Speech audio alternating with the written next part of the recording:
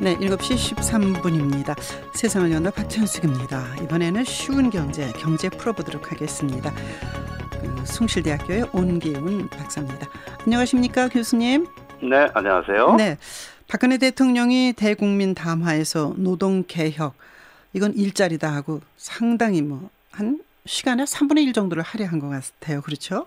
네. 그 노동개혁 강조했는데 그 배경 뭡니까? 네, 아무래도 이제 청년층을 중심으로 한 그 일자리 부족 문제를 해결하는 게 아마 첫 번째 하나의 노동개혁의 네. 목표가 아닌가 이렇게 생각을 합니다. 사실 박근혜 정부가 이제 출범 당시부터 일자리를 만들기 위해서 노사정 일자리 협약을 체결한 바도 있죠. 네. 2013년 5월 30일에 노사정이 일자리 협약을 체결을 했는데 사실은 실질적인 내용이 뒷받침이 되지 않아서 네. 고용률이 64%대에서 지금 현재도 66%밖에 되지 않고 목표가 70%니까요. 2017년에. 네. 그러려면 아직도 갈 길이 굉장히 멉니다. 어떻게 보면은 지금 상태로는 그 목표가 달성이 불가능한 이런 상태라고 볼 수 있겠는데요. 네. 그래서 이러한 거를 이제 어려움을 타개하기 위해서는 노사정이 뭔가 좀 근본적인 변화를 가져오지 않으면 안 된다 이런 그렇죠. 인식을 하고 있다고 봐야 되겠죠. 네. 그래서 지금 현재 보면은 청년층의 실업난이 상당히 심각하거든요. 그렇죠. 그래서 네. 지금 보면은 청년 일자리가 보면 청년 실업률이 10.2%를 6월 말 현재 기록을 하고 있는데요. 네.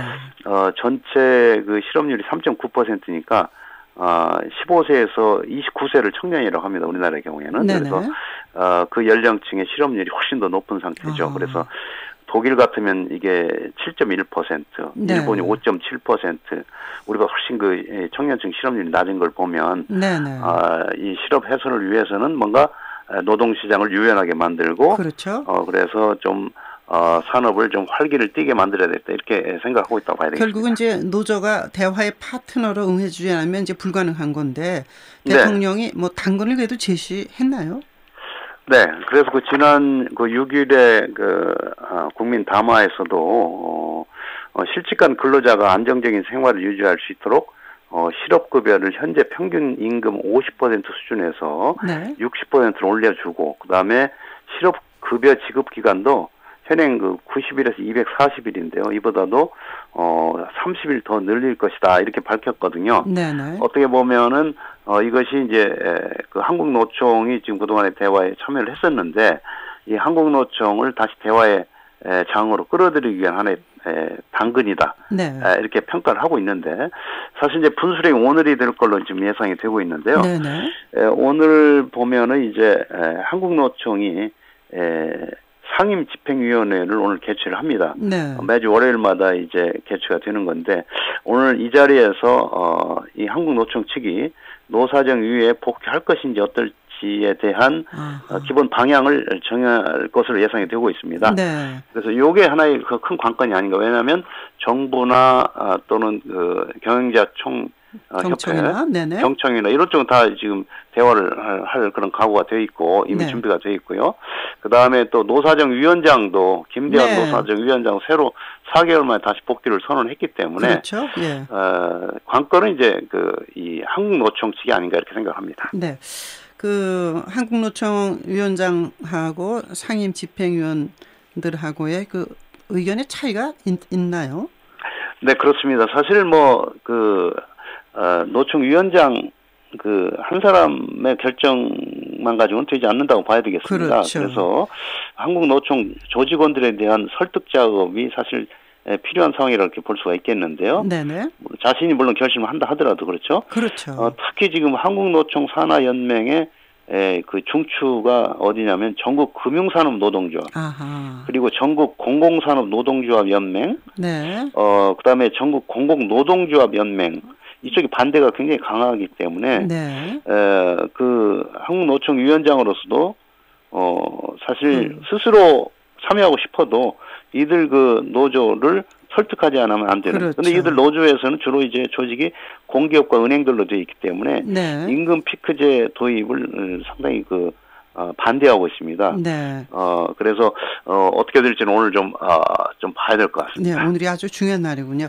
네. 아까 이제 독일의 노사정 대타협을 벤치마킹 해야 된다 이런 시각도 있는데 어떤 건가요? 그게 어떤 점에 주목해야 되나요?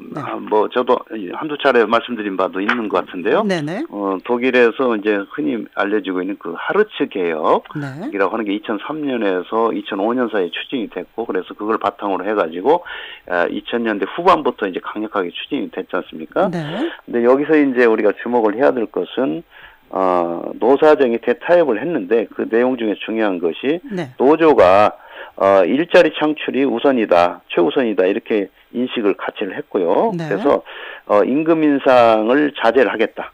대신에 근로시간을 줄여서 청년층과 여성, 고령자의 그 시간제 일자리를 많이 만들도록 우리가 이 공감대를 형성하겠다. 네. 이렇게 이제 노사정이 합의를 했거든요. 네네. 근데 여기서 주목을 해야 될 게 이제 사실 정부도 여기에 대해서 여러 가지 이 실질적인 지원 조치들 많이 취했습니다. 네. 그래서 이를테면은 이제 이제 일자를 많이 늘리기 위해서 이제 그 듀얼 시스템 교육제도 같은 게 이제 본격 네. 시행이 됐는데, 이때 이 학생들을 고용하는 기업들에 대해서는 네네. 자금을 좀 일부를 지원을 해주고요. 네. 이렇게 해서 일자리를 많이 늘려주는 거죠. 이런 실질적인 조치가 있었고, 사실 이제 박근혜 대통령은 지금 실업급여를 확대해주겠다 이렇게 지금 네. 담화에서 밝혔지 않습니까? 사실 네. 이 독일의 경우는 오히려 거꾸로 실업급여 요건을 까다롭게 했습니다. 그래서 일할 수 있는 능력이 일주일에 3일 이상 일할 수 있는 사람은 네. 우리로 말하면 기초생활보장 대상에서 제외를 시켰고요. 네. 그래서 스스로 구직활동을 해야 여러 가지 실업급여를 지급하겠다. 네. 해서 좀 요건을 강화했거든요. 그러다 보니까 일할 현장에 나오는 그런 사람들이 많아졌습니다. 예. 그래서 이런 것들을 본다면 네. 우리의 방향은 독일을 얘기하면서도 조금 달리 가는 부분도 있다. 네. 이런 걸 좀 조심스럽게 봐야 될 것 같습니다. 지금 아주 중요한 말씀을 하셨는데, 그런데 이제 독일의 경우는 청년 실업이 크게 줄고 특히 이제 니트족이 많이 줄었다고 그러는데, 지금 네. 말씀 들으면 우리는 반대 현상이 나타나지 않을까라는 우려도 좀 있나요? 네, 마침 지난주에 OECD 경제협력개발기구에서 통계가 나왔습니다. 네. 보니까 니트족, 잘 알려진 얘기죠. 그러니까 네. 현재 일도 하지 않으면서 교육 훈련도 받지 않는, 네. 일할 의지조차가 없는 이런 청년층을 니트족이라고 하거든요. 네. 그런데 이러한 니트족이 우리나라의 경우에 2013년도 통계를 가지고 국가 간에 비교를 했는데, 네. 우리나라의 경우에 15.6%가 청년들 중에서 15.6%가 니트족으로 이렇게 분류가 됐는데, 그러니까 취업에 관심이 없고 그냥 쉬고, 포기하고. 그렇죠. 네. 포기한 거죠. 네. 그러다 보니까 이게 이제 OECD 국가 34개 회원국 중에서 터키, 그다음에 멕시코 다음으로 세 번째로 높습니다. 이게 지금 15.6%는요, 가장 낮은 나라가 룩셈부르크인데 2.6%, 네. 일본이 4.6%, 독일도 6% 정도, 그리스도 6.7% 이 정도니까, 네. 그리스마저도 우리보다 훨씬 낮으니까요. 이렇게 해서 어떻든 우리나라 니트족 비중이 이 회원국 평균 2배에 육박하고 있기 때문에 네. 상당히 지금 큰 문제고요. 아까 말씀드렸다시피 청년 실업률이 계속 올라가는 추세입니다. 그렇죠. 10%를 넘었기 때문에 네. 그래서 이 문제를 좀 심각하게 봐야 될 것 같습니다. 네.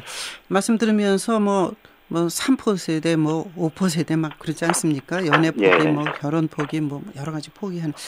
자, 청년 실업을 줄이기 위해서 노동 개혁만으로는 안 될 것 같고, 사실은 이제 아까 독일 말씀하셨지만 교육 개혁이랄까, 독일은 이제 그 시스템이 굉장히 잘 돼 있는 걸로 이 시간에 저도 몇 번 말씀드린 것 같은데 그 말씀 좀 해주십시오. 예, 그렇습니다. 사실은 이제 우리나라의 경우에는 이제 고등학교 졸업자 중에서 한 70%가 대학을 진학을 하는데, 네. 어떻게 보면 굉장히 높죠. 그런데 독일의 경우는 거꾸로 돼 있습니다. 70%가 실업학교로 가고 30%가 이제 대학을 가기 위해서 이제 초등학교 4학년을 졸업을 하게 되면 담임 선생님이 학생들에 대해서 학부모를 불러가지고 이 학생은 실업계로 가는 게 좋을지, 네네. 인문계로 가는 게 좋을지를 이렇게 권고를 해줍니다. 그러면 네. 학부모 학생 그걸 이제 따르게 되는데요. 굉장히 학부모로서 긴장되는 네. 순간이라고 그러더라고요. 보니까. 예. 그래서 이제 이 담임 교사가 4년 동안 변하지가 않습니다. 그래서 학생들의 성향이나 능력 네. 이런 것들 취향을 잘 파악을 했다가 이제 정해주고요. 그래서 실업계 학교를 한 70% 가는데 네. 그래서 실업계 고등학교를 이제 졸업을 하게 되면 이제 직업학교를 가게 되는데요. 네. 이 직업학교에 가게 되면 어떻게 되냐면